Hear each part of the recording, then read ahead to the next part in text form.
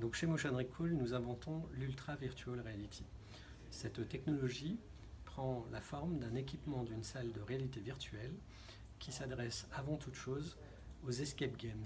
Donc les escape games sont actuellement des salles dans lesquelles les utilisateurs doivent résoudre des énigmes avec des objets physiques. Nous proposons de virtualiser cela. Les utilisateurs vont rentrer dans une salle vide et quand ils vont s'équiper du casque de réalité virtuelle, ils vont rentrer dans un jeu vidéo. Et dans ce jeu vidéo, nous aurons des objets virtuels et des objets physiques. Avec ce cocktail, les utilisateurs se verront avec une apparence qui sera choisie en fonction de la thématique et ils vont devoir résoudre cette énigme.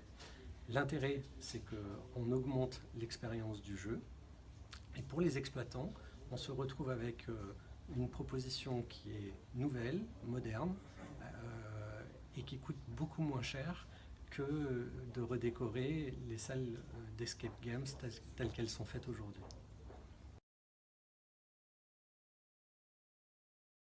On vise plusieurs marchés. Donc, il y a en premier lieu tout ce qui est marché, on va dire, commercial, de commercialisation. Donc, c'est-à-dire que c'est un marché plutôt vertical, c'est-à-dire qu'il peut s'utiliser dans plein d'industries différentes. C'est-à-dire que dès que, par exemple, un commercial ou une entreprise a quelque chose de volumineux ou de très cher à montrer, en fait, notre VR Room peut être utilisé comme un endroit où on peut se projeter dans l'objet, comme par exemple un cabinet d'architecte, dans un nouveau bâtiment. Par exemple, les entreprises du BTP peuvent utiliser notre VR Room pour projeter des nouveaux ouvrages et permettre aux utilisateurs d'interagir avec ces nouveaux ouvrages.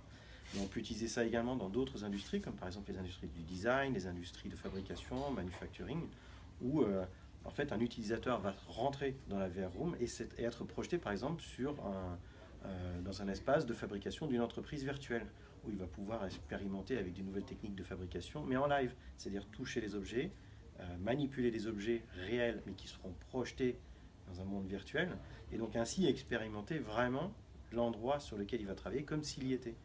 On peut projeter ça également, cette utilisation, sur tout ce qui est retail, showroom, etc. Donc par exemple dans le retail, on peut très bien imaginer des magasins qui vont utiliser notre VR Room en fait, pour projeter leurs clients dans un endroit virtuel où ils pourront essayer en fait, des habits virtuels comme si c'était une cabine d'essayage virtuelle.